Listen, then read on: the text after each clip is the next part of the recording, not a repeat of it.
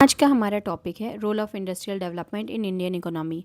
आई hope कि अपने part 1 और पार्ट 2 पहले ही पढ़ लिया होगा। अब हम इस चैप्टर के को आगे कंटिन्यू करते हैं। इस वीडियो में हम इंडस्ट्रियल डेवलपमेंट और उन चेंजेस के बारे में पढ़ेंगे जो बाद में इंडियन गवर्नमेंट द्वारा अपनाए गए और जिन्होंने इंडियन इकोनॉमी को न्यू डायरेक्शन देने में इंपॉर्टेंट रोल प्ले किया। सबसे पहले समझते हैं कि इंडिपेंडेंस के टाइम इंडिया की इंडस्ट्रीज़ की कंडीशन कैसी थी और आखिर इंडस्ट्रियल डेवलपमेंट हमारे लिए इतना ज़रूरी क्यों था। जब इंडिया को फ्रीडम मिली उस समय इंडस्ट्रियल सेक्टर बहुत ही लिमिटेड था। मैन्युफैक्चरिंग इंडस्ट्रीज़ का डेवलपमेंट काफ़ी कम हुआ था। ज़्यादातर कॉटन टेक्सटाइल इंडस्ट्री और जूट इंडस्ट्री ही डेवलप हुई थी। इसके अलावा पूरे इंडिया में केवल दो well managed iron and steel plants थे। पहला था Tata iron and steel company, जिसे हम टिस्को भी कहते हैं, जमशेदपुर में, जिसकी शुरुआत हुई थी 1907 में। दूसरा Indian iron and steel company Burnpur, west Bengal, Kolkata के पास है ये, जिसकी इस्टेब्लिशमेंट 1918 में हुई थी। यानी इंडस्ट्रियल बेस बहुत छोटा था और देश की ज़रूरतों को पूरा करने के लिए सफिशिएंट नहीं था। इसलिए इंडिया की इकोनॉमी को दोबारा मजबूत बनाने के लिए इंडस्ट्रियलाइजेशन की बहुत ज़्यादा ज़रूरत थी। इसी बात पर महालनोबिस मॉडल ने भी जोर दिया था। इस मॉडल के अकॉर्डिंग अगर किसी देश को लॉन्ग टर्म इकोनॉमिक ग्रोथ हासिल करनी है तो उसे हैवी इंडस्ट्रीज़ और कैपिटल गुड इंडस्ट्रीज़ का डेवलपमेंट करना होगा, क्योंकि यही इंडस्ट्रीज़ आगे चलकर दूसरी इंडस्ट्रीज़ की ग्रोथ का बेस बनती हैं। इसी व्यू को ध्यान में रखे हुए इंडस्ट्रियल डेवलपमेंट पर ज़्यादा फोकस किया गया। इंडस्ट्रीज़ न केवल एम्प्लॉयमेंट अपॉर्चुनिटीज़ प्रोवाइड करती हैं बल्कि एग्रीकल्चर की कंपैरिजन में ज़्यादा स्टेबल इनकम और हायर प्रोडक्टिविटी भी देती हैं। यही रीज़न था कि इंडिपेंडेंस के बाद इंडस्ट्रियल डेवलपमेंट को इकोनॉमिक डेवलपमेंट का एक इंपॉर्टेंट बेस माना गया। अब सवाल ये था कि इंडिपेंडेंस के बाद इंडस्ट्रीज़ का डेवलपमेंट किया कैसे जाए। जैसा कि हम जानते हैं कि इंडिपेंडेंस के टाइम पर पॉलिसी मेकर्स के सामने सबसे बड़ा क्वेश्चन यही था कि अब इंडस्ट्रियल डेवलपमेंट को आगे कैसे बढ़ाया जाए। इंडस्ट्रीज एस्टैब्लिश करने के लिए बहुत ज़्यादा इन्वेस्टमेंट रिक्वायर्ड होती थी। इसलिए गवर्नमेंट का आगे आकर इसके लिए स्टेप लेना बहुत ज़रूरी था। आइए समझते हैं कि role of public sector in industrial development क्या था। इसे हम कुछ इंपॉर्टेंट पॉइंट्स के थ्रू समझ लेते हैं। First, lack of capital in private sector.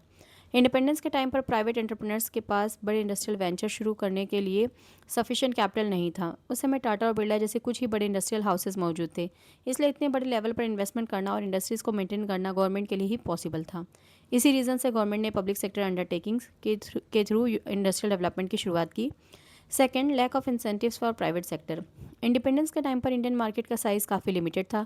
Industrial goods की डिमांड भी बहुत कम थी। ऐसे में बड़े इंडस्ट्रियल प्रोजेक्ट्स प्राइवेट एंटरप्रेन्योर्स को इतने प्रॉफिटेबल या अट्रैक्टिव नहीं लगते थे। इसलिए प्राइवेट सेक्टर बड़े स्केल पर इन्वेस्टमेंट करने के लिए ज़्यादा इंटरेस्टेड भी नहीं था। Third, to maintain social equality. अगर कोई प्राइवेट एंटरप्रेन्योर इन्वेस्टमेंट करता है तो उसका primary motive generally profit maximisation होता है। वहीं गवर्नमेंट अंडरटेकिंग का प्राइमरी मोटिव सोशल वेलफेयर और सोशल इक्वालिटी होता है। इसलिए पब्लिक सेक्टर का डेवलपमेंट ज़रूरी था ताकि इंडस्ट्रियल ग्रोथ के साथ साथ सोसाइटी के सभी सेक्शन को उसका बेनिफिट मिल सके और रीजनल इम्बैलेंस भी कम किया जा सके। Fourth, development of basic and heavy industries. Heavy industries और इंफ्रास्ट्रक्चर प्रोजेक्ट्स में हैवी इन्वेस्टमेंट बहुत ज़्यादा होती है और उनका रिटर्न भी कई सालों बाद मिलता है। ऐसे प्रोजेक्ट्स में प्राइवेट सेक्टर इन्वेस्टमेंट करने से बचता था। इसलिए गवर्नमेंट ने स्टील, पावर, हैवी इंजीनियरिंग और मशीन बिल्डिंग जैसी बेसिक इंडस्ट्रीज़ के डेवलपमेंट की रिस्पॉन्सिबिलिटी पब्लिक सेक्टर को दी। Fifth is to provide employment. Industrial development का एक important objective employment opportunities create करना भी था। जब गवर्नमेंट ने पीएसयू की स्थापना की तो लोगों को डायरेक्ट और इनडायरेक्ट एम्प्लॉयमेंट मिलने लगा। इससे लोगों की इनकम बढ़ी, लिविंग स्टैंडर्ड इंप्रूव हुआ और इकोनॉमी को भी ग्रोथ मिलने लगी। लेकिन इसका मतलब ये बिल्कुल नहीं था कि इंडस्ट्रियल डेवलपमेंट की पूरी रिस्पॉन्सिबिलिटी सिर्फ गवर्नमेंट की ही थी। शुरुआत में इंडस्ट्रियल डेवलपमेंट का मेन फोकस गवर्नमेंट के थ्रू पब्लिक सेक्टर पर रखा गया, क्योंकि उस समय बड़े लेवल पर इन्वेस्टमेंट करना प्राइवेट सेक्टर के लिए पॉसिबल ही नहीं था। लेकिन अगर किसी कंट्री की long term economic growth fix करनी हो तो सिर्फ पब्लिक सेक्टर के भरोसे आगे नहीं बढ़ा जा सकता।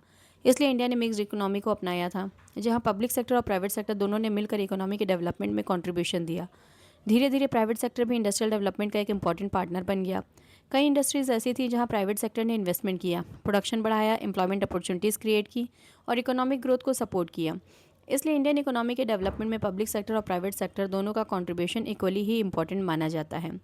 अब तक हमने समझ लिया कि इंडिया में इंडस्ट्रियल डेवलपमेंट पर इतना ज़्यादा फोकस क्यों किया गया और इसमें पब्लिक सेक्टर की क्या रोल रही। लेकिन सिर्फ इंडस्ट्रीज एस्टैब्लिश कर देना ही काफ़ी नहीं था। इंडस्ट्रियलाइजेशन को सही डायरेक्शन देने के लिए कुछ क्लियर पॉलिसीज़, प्रिंसिपल्स, रूल्स और रेगुलेशंस की भी नीड थी, ताकि इंडस्ट्रियल डेवलपमेंट एक प्रॉपर फ्रेमवर्क के थ्रू आगे बढ़ सके। इसी रीज़न से इंडिपेंडेंस के बाद गवर्नमेंट ने इंडस्ट्रियल पॉलिसीज़ इंट्रोड्यूस की। सबसे पहले ईयर 1948 में फर्स्ट इंडस्ट्रियल पॉलिसी रिजोल्यूशन लाई गई। ये इंडिपेंडेंट इंडिया की पहली इंडस्ट्रियल पॉलिसी थी। इसका मेन ऑब्जेक्टिव गवर्नमेंट और प्राइवेट सेक्टर की रोल्स को डिफाइन करना था और ये क्लियर करना था कि किन इंडस्ट्रीज़ में गवर्नमेंट काम करेगी और किन इंडस्ट्रीज़ में प्राइवेट सेक्टर को अपॉर्चुनिटी दी जाएगी। इसके बाद 1956 में second industrial policy resolution adopt की गई, जो सेकेंड 5 ईयर प्लान का भी बेस बनी।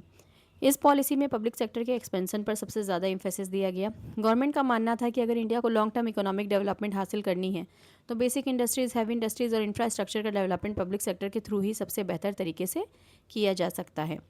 इंडस्ट्रियल पॉलिसी इसलिए एसेंशियल थी ताकि प्रोसीजर्स, प्रिंसिपल्स, रूल्स और रेगुलेशन तय किए जा सकें जिनके बेसिस पर इंडस्ट्रियल एंटरप्राइजेस की स्टैब्लिशमेंट, फंक्शनिंग और कंट्रोल को प्रॉपरली मैनेज किया जा सके। Industrial policy resolution 1956 according to the industrial policy resolution 1956 industries को 3 मेन कैटेगरीज में क्लासीफाई किया गया था, स्केड्यूल ए, स्केड्यूल बी और स्केड्यूल सी। फर्स्ट देख लेते हैं हम स्केड्यूल ए। ये category exclusively own by the state थी, यानी इन इंडस्ट्रीज़ की ओनरशिप और डेवलपमेंट की पूरी रिस्पॉन्सिबिलिटी गवर्नमेंट की थी। इस कैटेगरी में 17 इंडस्ट्रीज शामिल थी। इसमें arms, ammunition, atomic energy, heavy and core industries, aircraft, oil, railway, shipping etcetera शामिल थे। Second, schedule B. इस कैटेगरी में 12 इंडस्ट्रीज शामिल थी which would be progressively state own, यानी इन इंडस्ट्रीज़ की इस्टेब्लिशमेंट के लिए स्टेट इनिशिएटिव ले सकती थी, जबकि प्राइवेट सेक्टर गवर्नमेंट के एफर्ट्स को सप्लीमेंट करेगा। इस कैटेगरी में aluminium, mining industries, machine tools, fertilisers etcetera शामिल थे। Third, schedule C. इस कैटेगरी में बाकी सभी इंडस्ट्रीज शामिल थी which were to be in the private sector. Government का रोल इन इंडस्ट्रीज़ को फैसिलिटेट और इनकरेज करना था। हालांकि ये इंडस्ट्रीज़ प्राइवेट सेक्टर में थी, लेकिन गवर्नमेंट का कंट्रोल भी बना रहता था। इसके लिए लाइसेंसिंग सिस्टम अपनाया गया, जिसे industries development and regulation act 1951 के अंडर इम्प्लीमेंट किया गया। Why is there a need of licence. अब सवाल आता है कि लाइसेंस की नीड ही क्यों थी। लाइसेंस सिस्टम की हेल्प से गवर्नमेंट प्राइवेट सेक्टर की एक्टिविटीज़ पर कंट्रोल रख सकती थी। कोई भी नई इंडस्ट्री तब तक इस्टेब्लिश नहीं की जा सकती थी जब तक वो गवर्नमेंट से लाइसेंस ऑब्टेन न कर ले। इसके अलावा लाइसेंस सिस्टम का ऑब्जेक्टिव ये भी था कि इंडस्ट्रीज़ का डेवलपमेंट प्लान मैनर में हो, रिसोर्सेज का मिसयूज़ न हो और इंडस्ट्रियल डेवलपमेंट केवल कुछ ही रीजन्स तक सीमित होकर न रह जाए। इससे रीजनल इक्वालिटी बनाए रखने और बैलेंस इंडस्ट्रियल ग्रोथ को प्रमोट करने की कोशिश की गई। और ये अब समझ लेते हैं इंडस्ट्रियल लाइसेंसिंग। एक इंडस्ट्रियल लाइसेंस गवर्नमेंट द्वारा दी जाने वाली रिटर्न परमिशन होती है जो किसी इंडस्ट्रियल यूनिट्स को गुड्स मैन्युफैक्चर करने की परमिशन देती है। Industries development and regulation act 1956 government को ये पावर देता था कि वो न्यू इंडस्ट्रीज़ की स्टैब्लिशमेंट, एग्जिस्टिंग इंडस्ट्रीज़ के एक्सपेंशन और डाइवर्सिफिकेशन ऑफ प्रोडक्ट्स के लिए लाइसेंस इशू कर सके। मतलब अगर कोई इंडस्ट्री पहले से एक पर्टिकुलर टाइप का प्रोडक्ट बना रही है और अब वो नए प्रोडक्ट्स भी मैन्युफैक्चर करना चाहती है तो उसके लिए भी गवर्नमेंट से परमिशन यानी लाइसेंस लेना ज़रूरी था। Main points of industrial licensing. First, कोई भी न्यू इंडस्ट्री तब तक इस्टेब्लिश नहीं की जा सकती थी जब तक गवर्नमेंट से लाइसेंस ऑब्टेन न कर लिया जाए। सेकेंड, अगर कोई industrial unit economically backward area में इस्टेब्लिश किया जाता था तो वहाँ लाइसेंस हासिल करना कंपैरेटिवली आसान होता था। इसके साथ साथ गवर्नमेंट कुछ कंसेशन भी देता था, जैसे टैक्स बेनिफिट, इलेक्ट्रिसिटी चार्जेस में छूट और अन्य इंसेंटिव्स। गवर्नमेंट का मेन एम ये था कि इंडस्ट्रीज़ केवल डेवलप्ड रीजन्स में ही कंसंट्रेटेड होकर न रह जाएं, बल्कि बैकवर्ड एरियाज़ में भी इस्टेब्लिश हों, जिससे रीजनल इक्वालिटी बनी रहे और उन एरियाज़ का डेवलपमेंट भी हो सके। थर्ड, लाइसेंस केवल न्यू इंडस्ट्री के लिए ही नहीं बल्कि एग्जिस्टिंग इंडस्ट्री के एक्सपेंशन और डाइवर्सिफिकेशन ऑफ प्रोडक्ट्स के लिए भी रिक्वायर्ड होता था। गवर्नमेंट लाइसेंस इशू करते समय ये भी देखती थी कि प्रपोज्ड एक्सपेंशन या diversification industrial policy, plan, development और इकोनॉमी की ओवरऑल रिक्वायरमेंट के अकॉर्डिंग है या नहीं। इसलिए लाइसेंस सिस्टम का एम इंडस्ट्रीज़ की ग्रोथ को प्लान मैनर में रेगुलेट करना था। स्मॉल स्केल इंडस्ट्रीज़, अब तक हमने बड़ी इंडस्ट्रीज़ और पब्लिक सेक्टर की रोल को समझा, लेकिन ऐसा बिल्कुल नहीं था कि गवर्नमेंट का फोकस सिर्फ लार्ज स्केल इंडस्ट्रीज़ पर ही था। गवर्नमेंट ने स्मॉल स्केल इंडस्ट्रीज़ के डेवलपमेंट पर भी विशेष ध्यान दिया। इसी एम से 1955 में village and small scale industries committee का स्थापना किया गया ताकि इफ़ेक्टिवली रूरल एरियाज़ में स्मॉल स्केल इंडस्ट्रीज़ के डेवलपमेंट को बढ़ावा दिया जा सके। अगर स्मॉल स्केल इंडस्ट्री को डिफाइन करें तो ये ऐसी इंडस्ट्री होती है जिसमें investment on the assets of a unit एक निश्चित लिमिट के अंदर होता है। पहले ये लिमिट 5 लाख रुपीज़ तक की थी, जबकि बाद में इसे बढ़ाकर लगभग 1 करोड़ रुपये कर दिया गया। अब इसके कुछ इंपॉर्टेंट फीचर्स भी देख लेते हैं। First, employment generation. Small scale industries ज़्यादातर लेबर इंटेंसिव होती हैं, यानी इनमें लेबर का यूज़ मशीन्स के कंपैरिजन में ज़्यादा होता है। ये इंडस्ट्रीज़ ज़्यादातर रूरल एरियाज़ में स्थापित होती हैं, इसलिए वहाँ के लोगों के लिए एम्प्लॉयमेंट अपॉर्चुनिटीज़ क्रिएट करती हैं। एग्रीकल्चर से खाली समय में भी कई लोग इन इंडस्ट्रीज़ में काम करके अपनी इनकम बढ़ा सकते हैं।